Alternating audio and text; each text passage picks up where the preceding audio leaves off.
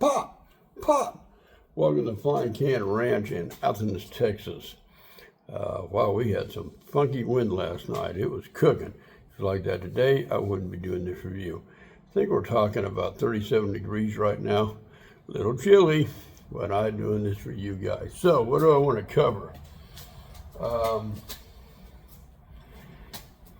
I got wind of this from a guy that has an airgun channel called Airguns of Alaska. So, dude, if you watch this, because I'm going to do 2 different things today, please don't think I'm trying to discredit you in any way. I'm just trying to point out my opinion and go from there.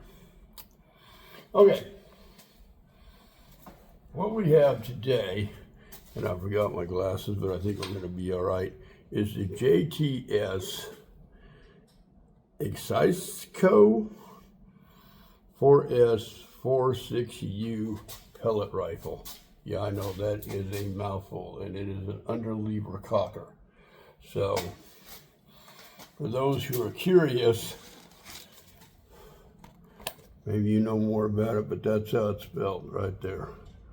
That's how I wrote it down. That's how it is. So, we're going to look at it this way.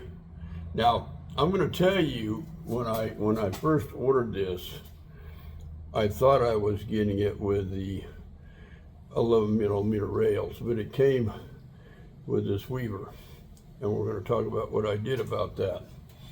So, moving forward, we'll look at it here. We'll come down the line, spin it down here, come around to the end, and pretty much the same gig over here. We're just going to wing it around here real quick and get down to the business end. All right, so as far as I can figure out, you can get this in a 22 or a 177 caliber.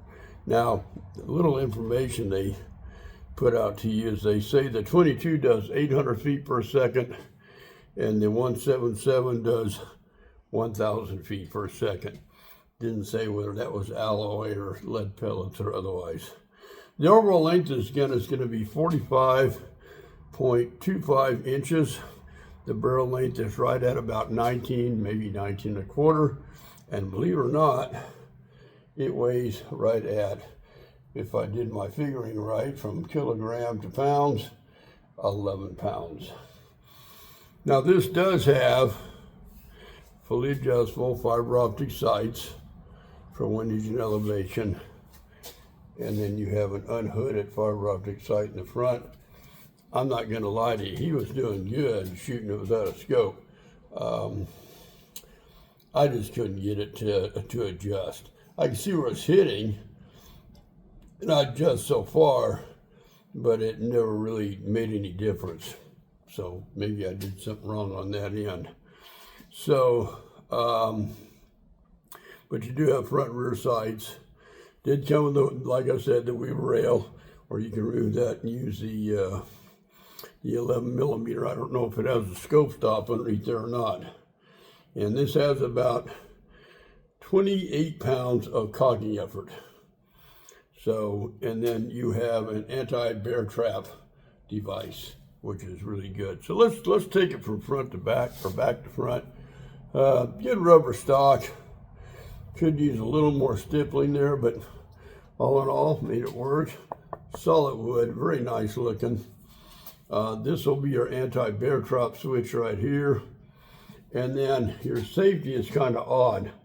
Forward is safe, back is fire. And I like that design a lot. And as we come down the line, then we have our actual cocking device. So if you wanted to, you could grab the gun, pull down on this thing, you know, right here at the top. You're going to pull down on that to release it, bring it back. They give you plenty of room to get that pellet up in there. I would advise you aim it downward, and we'll see if we can put one in it real quick. I'm very trusting of this anti-bear trap system. I've had a couple of these guns that it's really hard Boom, pellets in. Now you need to, and you got to make sure this is cranked all the way back. Then you push up on your anti-bear trap, line it up, and snap it shut. Now you can see my safety is forward. So I'm going to flip that safety back. Come over here for just a second. And boom. Now this is a spring piston rifle, and it's got a little crack to it. If you're in a suburban area, you might be kind of careful with that. Depends how nitpicky your neighbors are. But all in all, that's how I got it. So what I did is I used, I believe these were, I got to think for a second. Just work with me here. I don't believe these are JTS, but I put these mounts on. They're a little higher, almost like a see-through mount. And then I put this Humorex on there, 3x9x40, just it here, but no AO on the end of it. So, and I've got that working pretty good. Well, I wish I could remember what these mounts were. Because I think these are Manus. I think these were actual Manus mounts, not JTS. But I could be wrong on that. But one or the other, they worked real good. I put them up there a little higher. I don't know if he was having a problem. He's kind of all over the place. But I noticed his scope was a lot lower than mine was. So I'm not saying I'm better than he is. I'm just saying that's something I noticed. Now, he was doing a by way of comparison, and we'll talk about what that by way of comparison is later. So, but he was hitting with the iron sights, and I was not having any luck with it. And dude, from Airgun, or from Alaska Airgun, you're a beast. You're out there in the snow. I mean, it looks cold as all jackwagon. It's cold here, and I've been in cold. I've shot some in the cold, but wow, you're a beast, dude. But at any rate, I just wanted to share that with you. I don't think there's much more I can tell you about it.